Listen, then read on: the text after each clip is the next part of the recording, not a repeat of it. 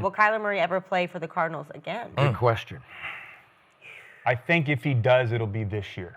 I don't think it'll be after this year. Okay. And when he comes back from IR, it all is going to depend on how well Jacoby Brissett's playing, because you could argue in those 3 starts he's playing better than Kyler Murray's 5. The offense is averaging 360 yards per game. Marvin Harrison, love it. Yeah. And they're only averaging 280 under Kyler right now. And you could just tell Jacoby has 6 passing touchdowns, Kyler has 6. They played 2 less games. Jacoby has a better QBR. He's protecting the football better. That offense has found new life. So if he can continue to keep that up, he has to start winning some games, though. He won against the Cowboys, but he's 1-2 as a starter. Kyler Murray's 2-3. Either way, someone's got to win games. If Jacoby comes in, because you're a vet, it's not like you're a young player that's replacing Kyler. Like, all right, you won a game. We saw some promise. Let's let him build off of that. If you're a veteran, you're coming in as a backup, you got to start winning some of those games regardless of how you're playing. So if he can win a couple, I think Kyler stays on the bench. But if he doesn't, I think they'll give Kyler one more shot. I think, though, at the end of the year, it's time for them to divorce. I think it's time for the Cardinals and Kyler Murray to go their separate ways. Since Kyler Murray's been the starter for the Cardinals, he is 38, 48, and 1. He hasn't had a winning record. Right. They've struggled to really get anything going. He has 1 playoff appearance in 2021, but they lost in the wild card. After that, we had a lot of drama with the contract and the clauses in it and the gaming and the film watch and all these other things that, in my opinion, really tarnished that relationship. I know they got some new coaches and new staff and all of that, but that really, for me, I think was disruptive for Kyler Murray and the Cardinals going forward. And since then, he's been 16-25 as a starter. They're just not seeing that production. One other thing that I thought was interesting, and I'm curious your guys' opinion on this, and maybe I'm reading too much into it, but I don't know if you saw this. A couple weeks ago, Kyler Murray was being interviewed about their new facility. They're building a new Cardinals facility. And they asked him, what are your thoughts on it? And his first response was, it's beautiful. Then he followed it up with, I don't know when it's going to be ready, but I hope I'm here to see it. I thought that was very interesting for a quarterback that's under contract until at least 2028. Now, they announced it's coming out in 2028. He admittedly said, I don't know when it's coming out. But for him to say, I hope I'm here when I see it, would you hear Joe Burrow say that? Would you hear Mahomes say that? Would you hear another franchise guy say, I hope I'm here when it is finally finished? No, you would say, I can't wait for it to be here. It's going to be a great resource for us. I'm excited to get in the new facility, all of that. But the fact that his quote was, well, I hope I'm here to see it. I thought that was interesting. So I think at the end of the year, I think it's going to be best for the Cardinals to go their separate way, maybe trade him in the offseason, or even Kyler Murray requests a trade and something happens after the season. Well, you did a great job reading in between the lines right there, Cody. I mean, it's clear as day. He know what time it is. So I feel like they put him on IR, right? He's going to miss the next 4 games. If they winning games, he damn sure ain't getting back on the field for the last 4 games, right? If they losing games, they want to keep him healthy. They don't want him hurt again. They want him very tradable, you know what I'm saying? So they still don't put him back in, and they just, if you're losing games, the season is over already anyway, right? What we putting him in for, to save the season? It's over, you know what I'm saying? So they keep him on the bench, tank out the rest of the season, just ride with Brissett. He known for just getting thrown in the tank, you know what I'm saying? Just let him finish it out with some losses. Move him in offseason. So I think we for sure have seen our Kyler Murray play his last game for the Cardinals. It's a marriage that's over with. You know what I'm saying? You don't think if Jonathan Gannon's getting desperate, though, to keep his job because he's on the hot seat and Brissett's losing, he goes, Kyler, try to get me a couple, regardless, and maybe get some more trade value? Sometimes I think it's out of the head coach's hands. You think it's up to him? I think could be. At the end of the day, the guys who run the team, they upstairs. Yeah. You know what I'm saying? So if we losing that many games, you coming in and going 7 and 10, that ain't gonna save your ass, bro. Like, you know what I'm saying? Ain't nothing gonna save you. So it's a lose-lose situation for him. I think once they put him on that IR and say, are you down for the next 4 games? It's over with right there. That mean they not trying to do nothing.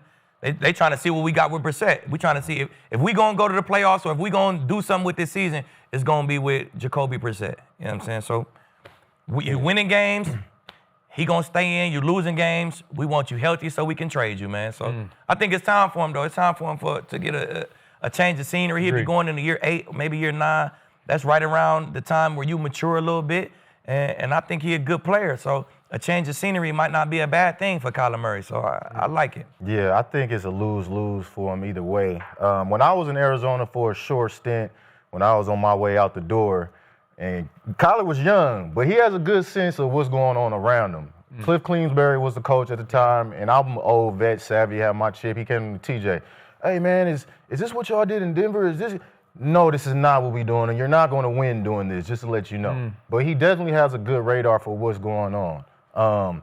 And that being said, Brissett's ability to get the ball to his young receiver, their first-round draft pick, is very telling, right? That's who they want to highlight. Yep. They want to highlight Marvin Harrison Jr. You got McBride also. They need a quarterback that can stand tall and just throw him the ball. Like Brissett said, man, the first play, I just got dropped back and threw it over there, and I just kept throwing it over there. Like, that's what they want. They want somebody to feed that young bull. And he on IR. I just don't see him coming back this year either way at the end of the year. And next year, not at all either. So it's time to separate for sure. So I still believe in Kyler Murray, and I did from the start. And all he did was win Rookie of the Year, and he made back-to-back Pro Bowls in year 2 and 3. And remember the Hail Murray at the end of the game? They came back against Buffalo, and he threw to D-Hop. Hopkins. Yep. It was the talk of the NFL world for that next week. And then I started hearing stories about how Kyler was just addicted to video games, just obsessed, where it got so bad that when they gave him his next contract, they put the homework clause in, where he supposedly had to watch X amount on the iPad each week, and they're going to monitor and clock it in, and, come on, man. And that became public, and that was like the kiss of death for him in Arizona, because I heard a lot of stories where he was pretty addicted and obsessed. And it's interesting what you said, that he came to you, but I've heard from a lot of other people involved in the organization that they find Kyler aloof and a little arrogant and kind of above it all. And I love it that he came to you, but that was his rookie year? Oh, this was 19. Yeah. Okay. So I don't know what it was. Yeah, that would have been. Yeah, that would have been rookie year. Yeah. He was a rookie. And that you were just there for that. Yeah, I was just there for like brief period after camp. Okay, so the point is, I know he's small, but he is explosive, man. When he was operating in those first 3 years, I just don't want people to forget what he was doing. Right. Because this is way before your time, but the Houston Astros used to have a little slugger named Jimmy Wynn, and they called him the toy cannon. And Kyler is a toy cannon because he's got a cannon arm. And when he gets in the open field, he's more electric than Lamar or any, and we've forgotten that because he fell out of favor. They don't like him. He doesn't like them. And whatever is going on, he sees the handwriting on the locker room wall. But I want to see him get a fresh start somewhere because this regime, he wasn't their guy. And they didn't sign this contract that has 2 years left. Yeah. It was the previous regime, and they're all gone. So he didn't have any supporters left.